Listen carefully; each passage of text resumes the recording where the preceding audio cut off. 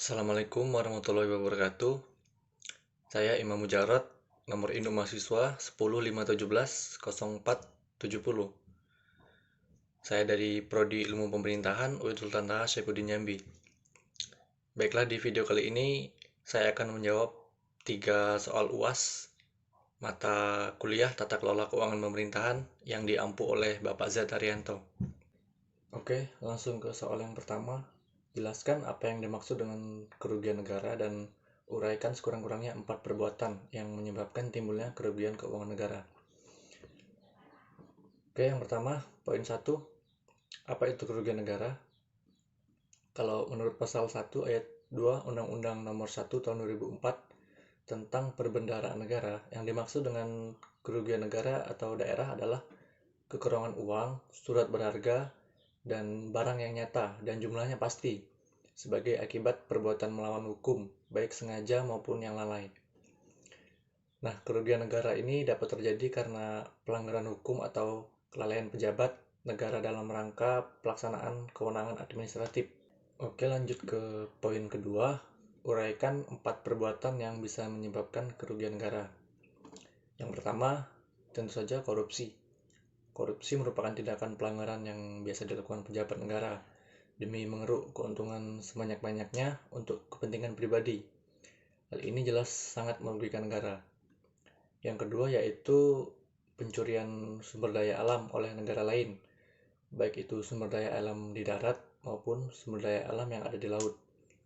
Sumber daya alam kan sudah seharusnya dikelola oleh negara dan dimanfaatkan sebesar-besarnya untuk kesejahteraan masyarakat negara. Pencurian sumber daya alam tentu akan sangat merugikan negara. Lalu yang ketiga, ada penyelundupan barang-barang ilegal dari luar negeri yang kemudian dijual di dalam negeri. Kenapa hal ini bisa menimbulkan kerugian negara? Dikarenakan hal ini akan mematikan industri dalam negeri dan tentu akan mempengaruhi perekonomian negara dan menyebabkan kerugian negara. Lalu yang keempat, penjualan aset negara yang tidak sesuai dengan peraturan dan undang-undang yang berlaku. Oke, lanjut ke soal kedua, menyampaikan analisis terkait video yang dikirim oleh Bapak Z Haryanto. Video tersebut berisi wawancara eksklusif Pak Ahok dengan Kompas TV terkait dana siluman di APBD Jakarta. Di dalam video tersebut dibahas mengenai penyelewengan dana APBD di DKI Jakarta. Awalnya Pemprov DKI mengajukan anggaran untuk pembelian truk sampah kepada Mendagri, namun anggaran yang berjumlah sekitar ratusan miliar tersebut hilang, tidak ada yang mengakuinya. Lalu di tahun 2014 kembali dianggarkan. Begitu APBD perubahan 2014, anggaran tersebut ternyata hilang setengah. Lalu di tahun 2015, Pemprov DKI kembali mengajukan draft APBD kepada Kemendagri, yang kemudian dikembalikan dengan alasan draft tersebut tidak lengkap.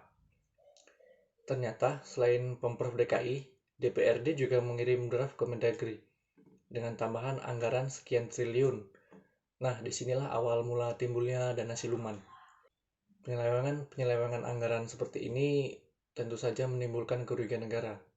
Anggaran yang seharusnya digunakan untuk kepentingan rakyat malah masuk ke kantong pribadi. Sungguh sangat miris sekali. Dalam penganggaran APBD seharusnya sudah menggunakan sistem e-budgeting. Karena seperti yang dikatakan Pak Ahok, dengan sistem e-budgeting ini tidak akan ada lagi yang bisa mengotak-atik anggaran. Oke, lanjut ke soal terakhir, soal ketiga.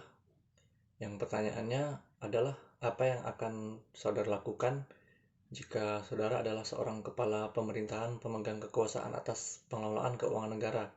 Jawabannya, sebagai pemegang kekuasaan pengelolaan keuangan negara, maka saya akan memprioritaskan anggaran keuangan negara untuk pencegahan dan pengobatan korban COVID-19. Tentunya hal ini dengan persetujuan dari Presiden, karena Presiden sebagai pemimpin tertinggi di negara ini. Lalu dari mana anggaran dana untuk hal-hal tersebut? Dikarenakan COVID-19 ini merupakan musibah atau bencana yang tak terduga, maka sudah jelas anggarannya belum direncanakan. Maka untuk sementara saat ini saya akan mengalihkan anggaran-anggaran yang dirasa belum terlalu penting untuk dialokasikan sepenuhnya demi pencegahan dan pengobatan korban COVID-19. Seperti contohnya penyediaan APD bagi tenaga medis, kemudian penyediaan rapid test gratis, lalu kemudian menanggung biaya rumah sakit para korban, serta pengadaan bantuan bagi masyarakat yang terkena dampak COVID-19 ini. Dalam menghadapi pandemi ini, kita semua harus sama-sama bergotong royong, baik dari pemerintah maupun masyarakat harus saling bekerja sama. Dan diharapkan semoga virus ini dapat segera berlalu dari Indonesia dan dari dunia. Amin.